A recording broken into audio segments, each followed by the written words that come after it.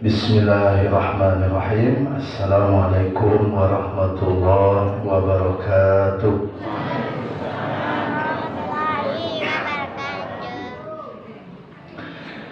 Alhamdulillahi rabbil alamin. Wa bihi nasta'inuhu wa nastaghfiruh wa na'udzu billahi min shururi anfusina. Subhanaka la ilma lana illa ma 'allamtana innaka antal alimul hakim. Qala Allah ta'ala fi kitabihil karim, a'udzu billahi minasy syaithanir rajim. Ya ayyuhalladzina amanu taqullaha haqqa tuqatih wa la tamutunna illa wa antum muslimun. Ada musibah yang lebih besar dibandingkan itu, yaitu musibah dalam masalah agama. Rumahmu dakik di masjid, azan datang buang kalinya tapi tidak mengalir, itu musibah apa? Itulah musibah yang paling besar. Bapak-ibu sekalian rahimakumullah, sesungguhnya salah satu penyakit hati yang biasa atau menimpa hampir semua manusia, tidak peduli siapapun orangnya kecuali para nabi dan para rasul. Salah satu dari penyakit hati itu adalah penyakit hasad. Penyakit hasad yang biasa orang sebut dengan berbagai macam istilah. Ada yang menyebut bingit, dengki, iri, atau apa saja, apapun lah istilahnya, intinya sama itu. Intinya kita tidak suka melihat orang lain diberikan nikmat lebih oleh Allah, dan kita ingin nikmat itu berpindah kepada kita. Kalau seandainya itu tidak bisa pindah kepada kita, minimal itu pun pergi dari orang tersebut. Nah, siapa yang ada perasaan seperti itu, hati-hati.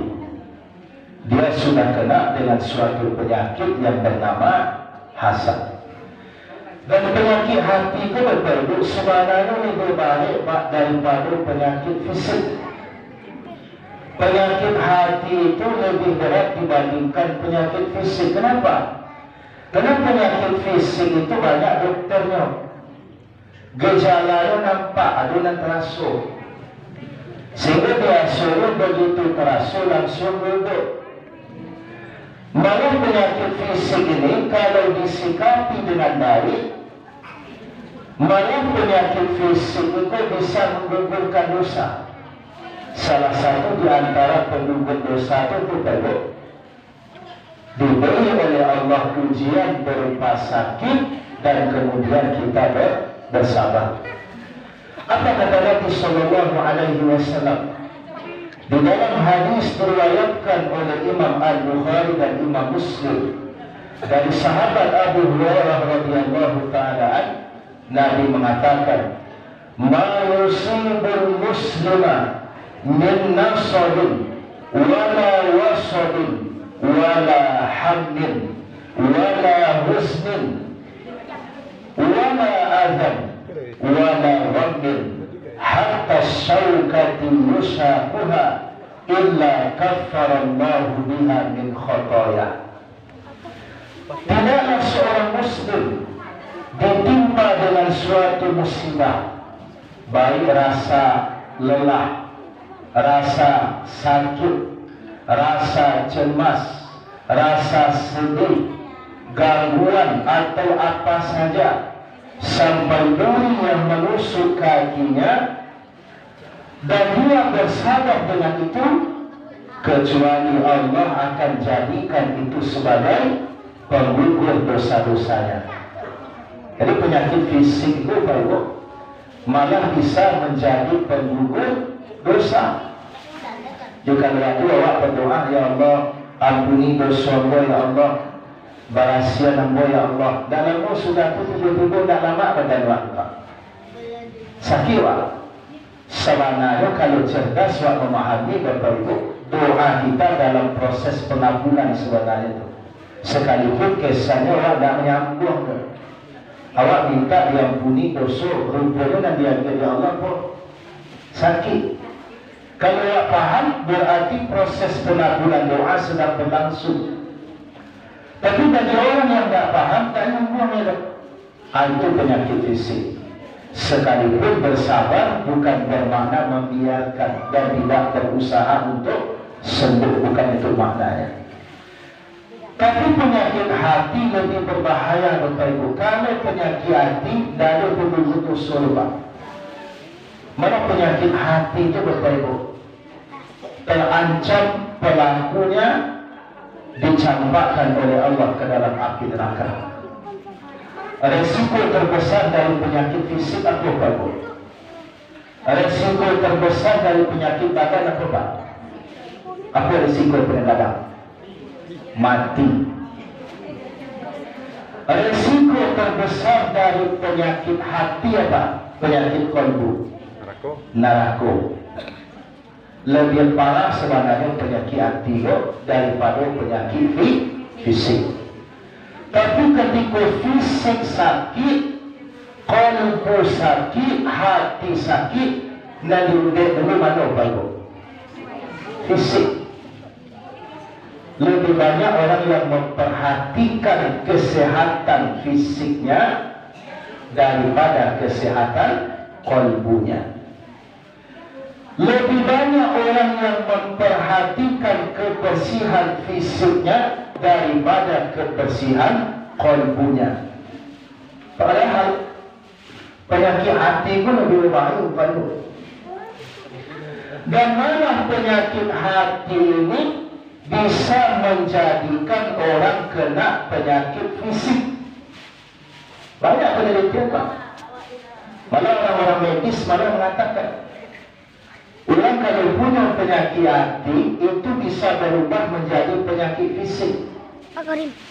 Orang kalau punya sifat iri, dengki, tidak syukur orang dapat nikmat, malah senang orang dapat musibah, itu rentan karena penyakit stroke kepada orang naik jabatan, ini naik tensi. Orang naik jabatan, ini naik tensi. Orang naik sebenarnya, ini naik gula. Bapak-Ibu sekalian rahimakumullah, itulah rahasianya Pak Ibu. Kenapa Nabi itu sehat Pak? Jadi kalau bicara tentang sehat Bapak Ibu, sebenarnya hubungannya bukan hanya makanan, bukan hanya minuman, bukan hanya olahraga. Termasuk di antara hubungannya adalah bagaimana kita membersihkan hati kita dan bagaimana kita membersihkan pikiran kita. Karena itu cari Nabi. Nabi itu hijrah dari Makkah ke Madinah itu usia berapa Ibu? 53 tahun. Belum lagi jadi Nabi kan ke-10. Dakwah di Makkah 3 badai baru pindah. Ketika 53 tahun mau Nabi itu. Nanya untung Pak. Perjalanan lebih kurang 600 kilo naik unta. Usia 53 tahun. Tidak akan bisa Nabi seperti itu kecuali fisik beliau sehat. Bapak-Ibu sekalian rahimakumullah, salah satu penyakit hati yang berbahaya adalah penyakit yang dinamakan dengan hasad. Yang kalau kita terjemahkan, terjemahnya tidak jauh-jauh. Lebih kurang terjemahnya itu bingit, dengki, iri, dan yang semacamnya. Saking berbahaya penyakit hasad itu sampai Allah menyuruh Nabi berlindung. Allahumma, doa diajarkan oleh Allah. Allah turunkan satu surat, Qul a'udzu birabbil falaq min syarri ma khalaq wa min syarri ghasiqin idza waqab wa min syarri hasidin idza hasad, dan dari kejahatan pendengki apabila dia dengki. Bayangkan, kenapa begitu? Karena orang apabila telah hasad, dia rela melakukan apa saja. Rela. Ini menjadi gelap mata kau. Lihatlah bagaimana saudara-saudara Nabi Yusuf alaihissalam, disebabkan hasadnya kepada Nabi Yusuf alaihissalam. Apa yang dilakukan oleh saudara Nabi Yusuf kepada Nabi Yusuf? Apa baru? Dicampakkan ke dalam sumur. Opsi pertama itu sebenarnya itu lupa. Opsi pertama itu dibunuh. Opsi pertamanya dibunuh. Uqtulu Yusuf awitrahuhu arda yakhlu lakum wajhu abikum wa takunu min ba'dihi qauman salihin. Bagaimana seandainya kita bunuh saja Yusuf itu? Atau kalau tidak, kita singkirkan dia, ba'acarunya lah. Jadi rencana semula itu kalau Yusuf pun dibunuh, itu rencana semula. Cuma salah seorang saudara Nabi Yusuf itu tidak setuju. Kalau membunuh, aku tidak setuju. Bagaimana awak kejajuk di Yusuf wah, di awak. Awak pun putra seorang Nabi, tidak manakah awak membunuhnya. Akhirnya yang turunkan dari membunuh, yang turunkan berubah menjadi mencampakkan Nabi Yusuf ke dalam sumur. Padahal kalau lihat saja Bapak Ibu, saudara-saudara Nabi Yusuf ini, mereka siapa? Mereka adalah anak seorang Nabi. Siapa ayah mereka? Yakub. Yakub itu putra siapa Bapak Ibu? Yakub putra siapa? Ishak. Ishak putra siapa? Ibrahim. Berarti kalau saya lihat Pak, nasabnya luar biasa Pak. Ayahnya Nabi, kakeknya Nabi, kakek buyutnya Nabi. Tapi ternyata kena juga penyakit hasad. Akan itu disebutkan seperti yang disampaikan oleh Syekhul Islam Ibnu Taimiyah, ma khala jasadun min hasadin walakin lain yubdi wal karim yukhfi. Hampir tidak ada satu pun manusia yang selamat dari penyakit hasad. Bedanya kalau orang yang buruk nampak hasadnya dari pelihara. Kalau orang yang elok begitu muncul bau sawo yang tua mencampak. Dan hasad itulah yang menghilangkan kebahagiaan kita Bapak Ibu. Aku contohkan. Aku contohkan ke Ibu. Tak maaf Ibu, mau contohkan Ibu. Ibu ambil titik 300 ribu. Nggak mana-mana buat 300 ribu. Apa perasaan Ibu? Apa perasaan Ibu? Senang ya. Sudah buat Ibu 300 ribu kan senang Ibu. Tiba-tiba kawan sabalah Ibu ambil lagi 1 juta. Baru. Perasaan senang Ibu tadi Pak? Nggak adil deh. Berapa perasaan senang tadi? Berapa bisa berubah Bu? Tadi Ibu senang. Baru bisa berubah. Aduh malah tak hadir je.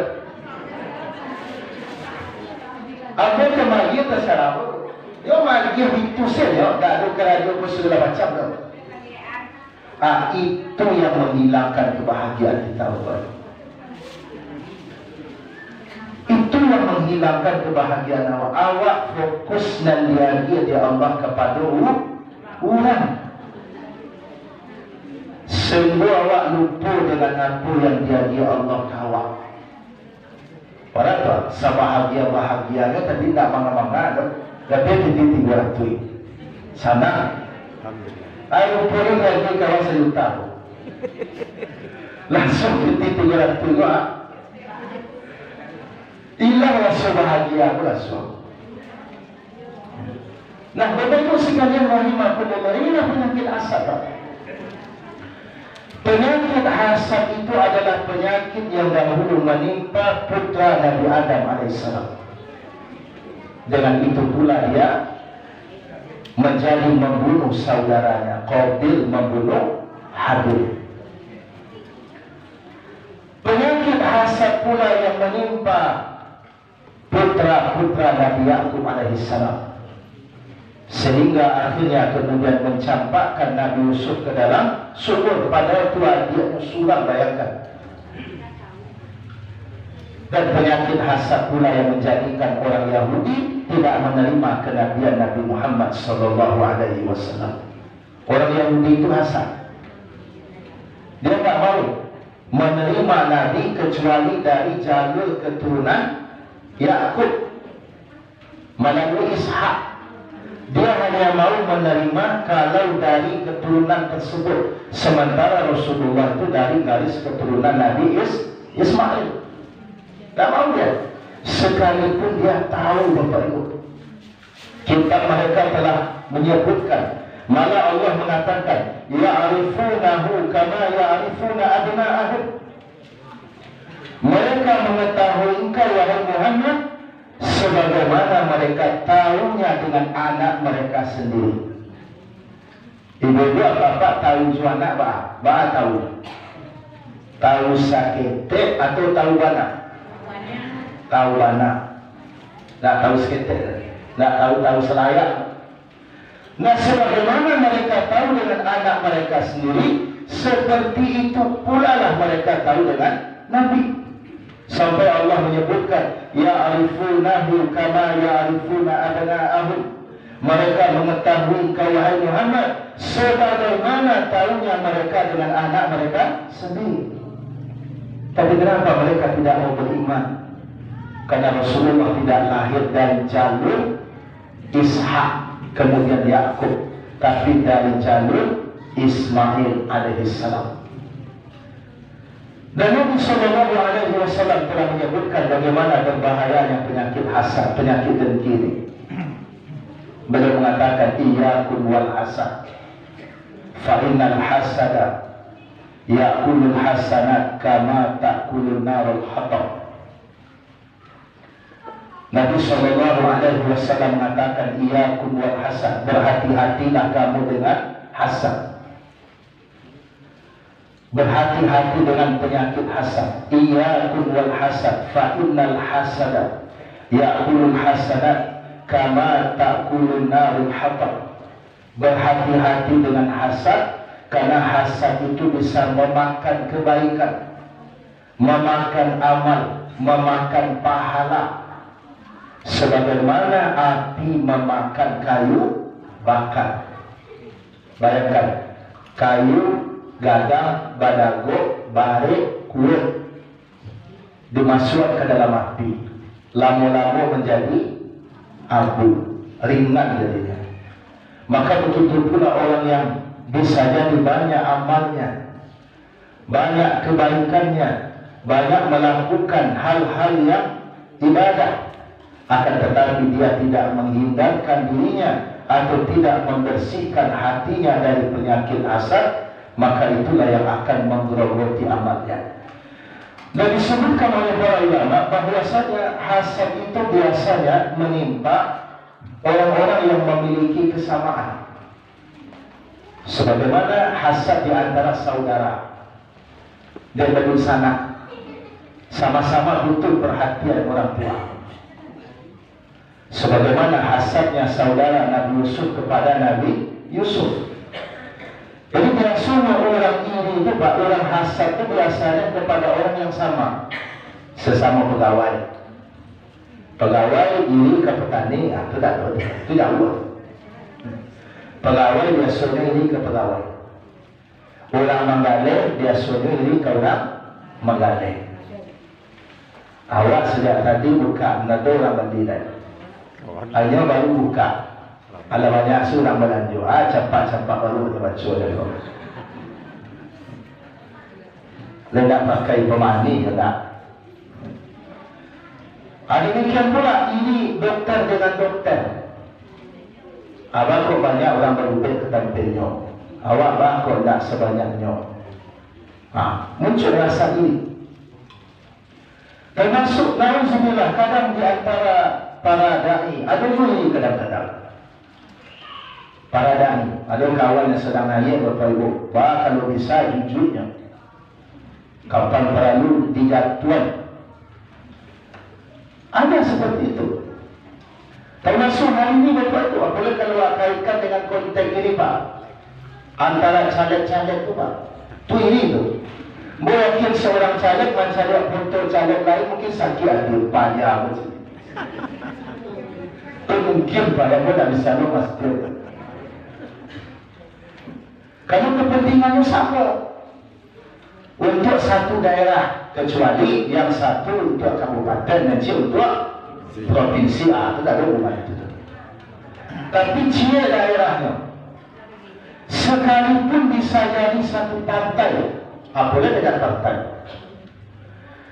Malah kalau di antara ada anggota dewan itu meninggal, Bapak Ibu, ada anggota dewan meninggal, kawan separtai itu, boleh dan suaranya di bawah ini mana, tak ada wajah, tak tahu ada Pak.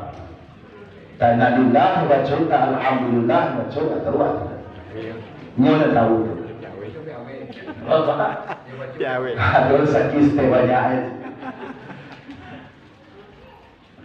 Intinya iri itu biasanya ada pada orang yang sama-sama punya kepentingan. Tapi kalau kepentingan beda, tidak ada masalah. Dan dia calon kabupaten, dan dia DPD RI, tidak yang mau Pak.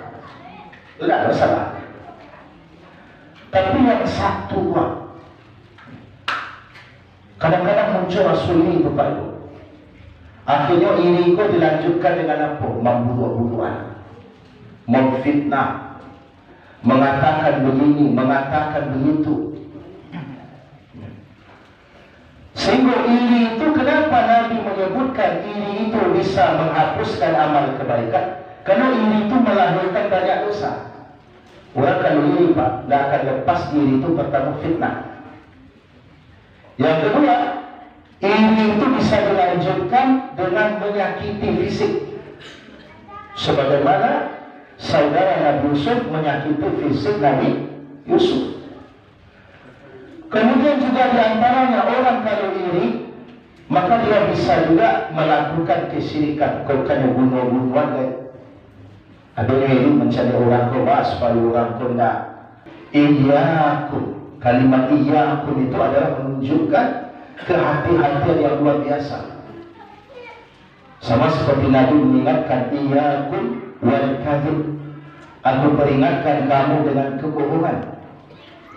Nabi mengingatkan iyyakum wal hasad, fa innal hasada ya'kulul hasanat kama ta'kulun narul hatab. Berhati-hati kamu dengan hasad, karena sesungguhnya hasad itu memakan amal kebaikan, memakan pahala, sebagaimana api memakan kayu bakar. Nah, Bapak Ibu sekalian rahimakumullah, apa yang diirikan orang biasanya? Yang diirikan orang itu biasanya perkara dunia, Pak. Perkara dunia. Apakah kedudukan? Apakah popularitas? Apakah harta?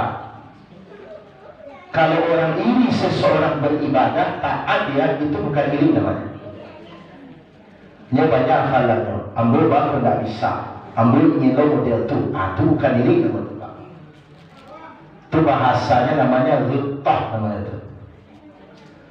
Ada yang kayu, berinfaknya banyak. Kemudian ada kecewa. Ambil kalau kayu itu modelnya, ambil ngilau model itu.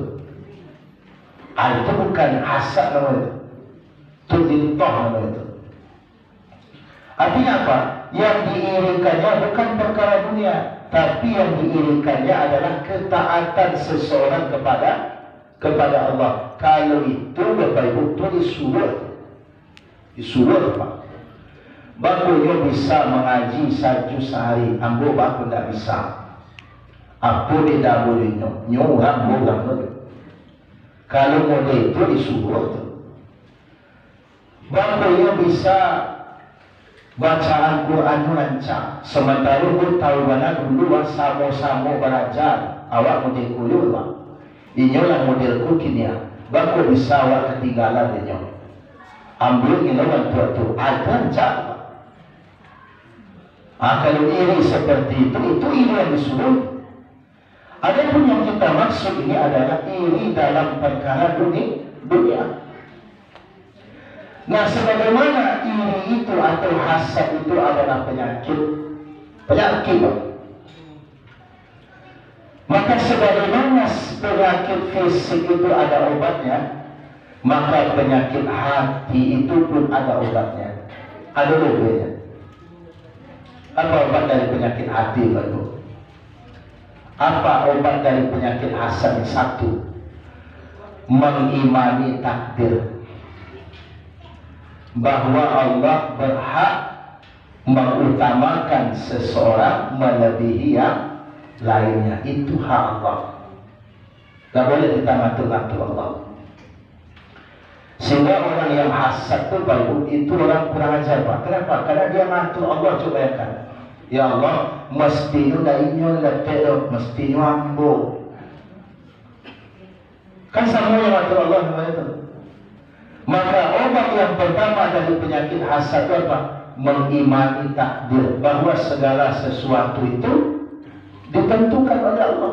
Apa-apa ibu-ibu, misalnya kau tanam bibit waktu apalah, semua awak tanam, semua awak pupuk, semua awak siangi, semua menjadi saudara. Semua berbuah saudara. Semua rancak hasilnya saudara. Tidak. Ya, ada ketentuan masing-masing, Pak. Lalu ketentuannya masing-masing. Dan ketika Allah memberi keutamaan kepada seseorang melebihi yang lain, bukan berarti Allah tidak adil. Karena nanti di akhirat itu, Pak Ibu, hisab awak bukan sabanding dengan yang awak dapat, Pak. Hisab awak sabanding dengan apa yang awak dapat. Itu adilnya Allah. Bukankah Allah mengatakan summa la tus'alunna yauma idzin 'anil na'im, kemudian kamu benar-benar akan ditanya tentang nikmat yang diberikan oleh Allah Subhanahu wa taala. Dia Allah nikmat awak banyak, dia seketek sama hisabnya tak sama. Orang yang mencalon kemudian terpilih, orang yang mencalon kemudian tidak terpilih, sama hisabnya nanti? Tak sama, ya sudah. Ya sebenarnya Bapak Ibu sekalian, kalau orang meyakini bahwasanya semua orang itu ada hisab masing-masing dan banyaknya hisab sama dengan banyaknya nikmat, maka kita tidak akan sibuk dengan apa yang diterima oleh orang. Karena untuk menjalankan hisab awak saja tak ada sanggup buat tidak. Jadi yang pertama Bapak Ibu, apa obat dari penyakit hasad ini adalah beriman kepada takdir. Beriman kepada takdir. Semuanya sudah ditentukan oleh Allah. Allah berhak menetapkan si fulan kaya, si fulan tidak kaya. Allah berhak menetapkan. Lihatlah bagaimana sahabat Nabi SAW. Ada yang kaya, ada yang tidak kaya, ada yang miskin malah. Seperti misalnya bagaimana sahabat Utsman bin Affan kaya, bagaimana sahabat Abdurrahman bin Auf kaya, sahabat Abu Bakar dulu sebelum jadi khalifah kaya, sesudah jadi khalifah tidak lagi kaya. Jadi Abu Bakar itu ketika Ali jadi khalifah kaya, tapi dah jadi khalifah dah kaya dah. Ulang kini terbalik aku.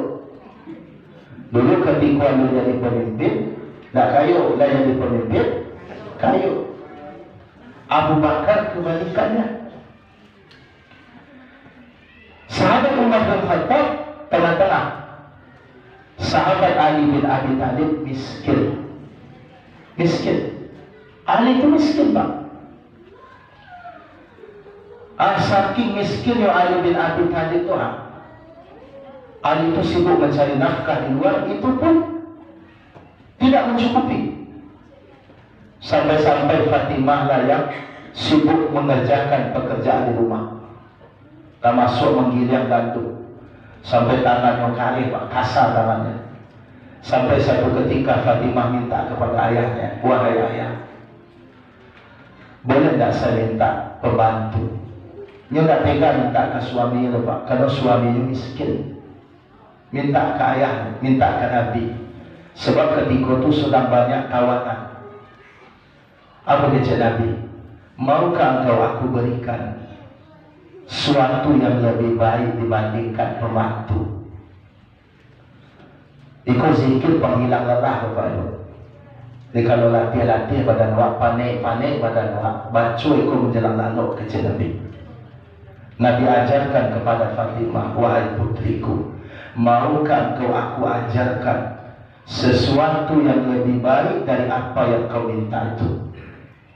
Kemudian Nabi memerintahkan kepada Fatimah baca Subhanallah 33 kali, Alhamdulillah 33 kali, Allahu Akbar 34 kali. Itu sebelum lalu 33 kali Subhanallah, 33 kali Alhamdulillah, 30 kali Allahu Akbar, sehingga totalnya 100. Pokoknya lalu itu tidak ada yang langsung lalu itu tidak ada, Bapak Ibu. Ya tidak ada awak begitu tak cacah itu lalu awak ada pada itu suara awak dengan cok pada itu. Ya, makanya banyak zikir-zikir diajarkan Nabi. Jadi awak Bapak Ibu sama adil sebenarnya Allah itu. Adil itu di situ, Pak. Jadi adil itu jangan kita melihat sama, bukan itu yang adil.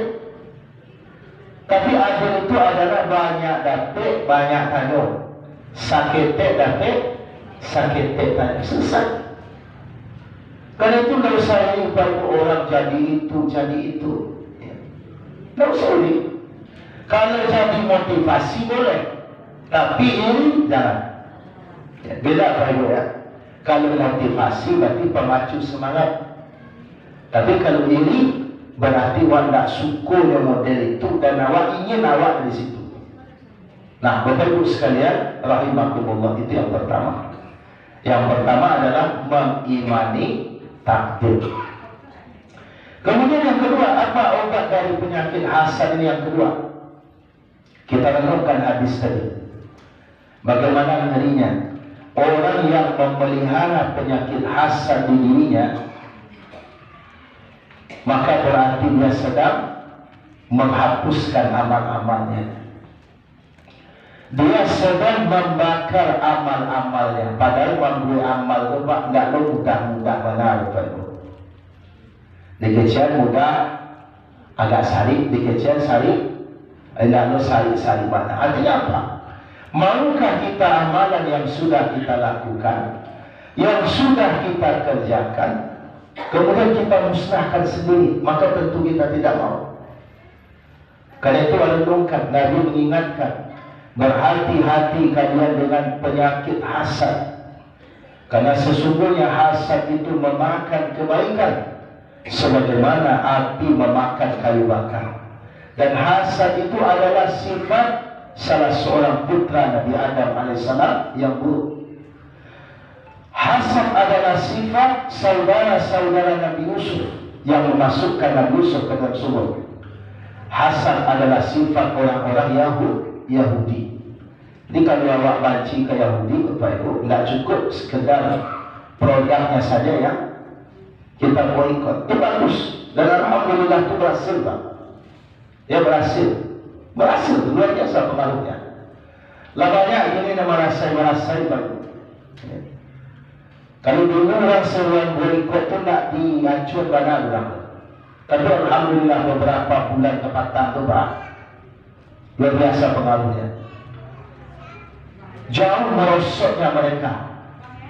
Itulah kekuasaan Allah, Bapak Ibu. Bagaimana Yahudi dengan kesombongannya, dia tidak menyangka dia akan mengalami nasib seperti ini, tapi itulah yang terjadi ini.